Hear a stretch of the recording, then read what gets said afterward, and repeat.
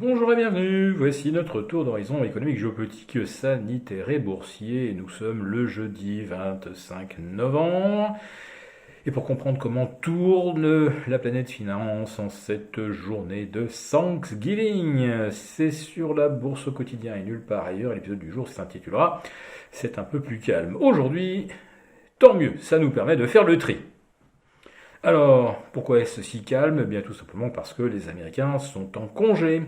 Donc, Wall Street est fermé. Donc, l'activité tourne vraiment au ralenti sur les marchés pendant que les Américains dégustent leur dinde. La dinde de Thanksgiving. Une dinde qui va leur coûter cette année entre 20 et 25% de plus au kilo. Autrement dit, le prix d'une dinde pour 8 ou 10 personnes va passer la barre symbolique des 100 dollars. Vous me direz, le carburant, il a aussi passé la barre des 4 dollars et même 4,30 en Californie. Il faut dire que là-bas, c'est un peu spécial. Il y a quand même des taxes assez colossales, puisque si le baril de sans-plomb coûte 4,30 en Californie, il ne coûte pas plus de 3,20 au Texas. Voilà. Je referme cette parenthèse. On va revenir donc aux chiffres de l'inflation.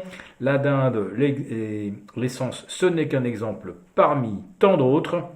Globalement, on a appris hier que les prix PCE, c'est-à-dire le prix du panier de la ménagère, c'est-à-dire l'indice le plus suivi par la Fed, le PCE a augmenté de plus 5%, tout rond au mois d'octobre, et hors alimentation et énergie, les fameuses variables volatiles, on est quand même à plus 4,10. Autrement dit, c'est l'inflation la plus importante qu'on ait observée depuis 31 ans pour l'indice global et depuis 30 ans pour le PCE Core. En Allemagne, on lit également dans la presse financière qu'on pourrait atteindre les 6% d'inflation d'ici la fin de l'année. Là aussi, ça serait un record. Je suis étonné que la Bundesbank n'ait pas encore tiré la sonnette d'alarme. Bon, c'est vrai qu'en ce moment, personne n'a envie de le faire. On n'a pas envie d'effrayer les marchés. La Fed, la première. Oui, on a hier lu ces minutes, le compte-rendu de sa dernière réunion. C'était début novembre. Pas d'alarme particulière par rapport à l'inflation. La Fed reconnaît qu'elle s'installe dans la durée, mais on n'a pas encore mis dans l'équation l'enclenchement d'une spirale prix-salaire. Là, effectivement, on pourrait parler cette fois-ci vraiment d'un processus inflationniste, mais tant qu'on reste dans l'espoir que les salaires restent modérés par rapport à la hausse des prix, eh bien, la Fed peut continuer d'adopter une attitude relativement sereine par rapport à l'inflation.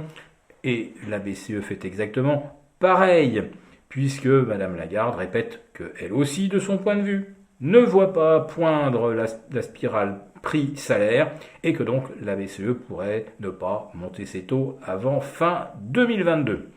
Alors quant à la Fed, bon, elle laisse quand même entendre qu'elle va accélérer le rythme de son tapering. Donc on était à moins 15 milliards par mois en novembre, elle pourrait passer à moins 30 milliards en janvier. Alors si vous faites un petit peu le calcul, moins 15, moins 15, moins 30, moins 30, moins 30, ah bah voilà, au mois de mars, il n'y aura plus de quantitative easing de la Fed. Alors ensuite, est-ce qu'elle va monter ses taux? Bon, il est probable, selon Goldman Sachs, qu'elle se laisse un petit délai, histoire de laisser éventuellement une chance à l'inflation de revenir, ou plutôt de s'infléchir à la baisse.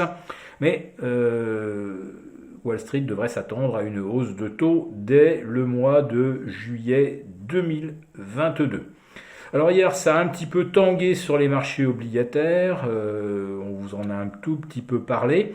On avait atteint effectivement les 1,69 sur le 10 ans américain, on avait franchi les 2% sur le 30 ans.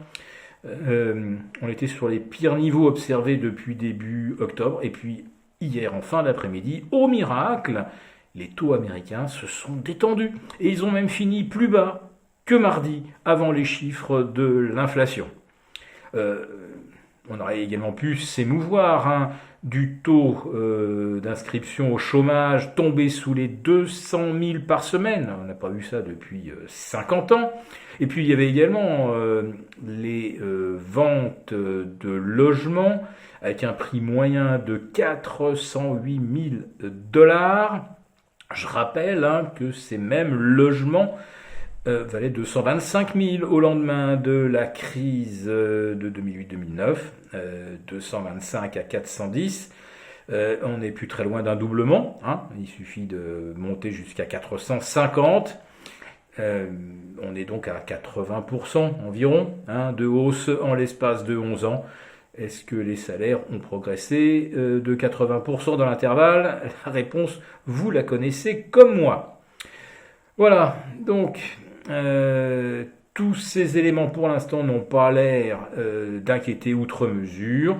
Et bon, le CAC 40 aujourd'hui qui travaille vraiment à toute petite allure, ne lâche rien, on est même en légère hausse et toujours finalement au contact des 7100.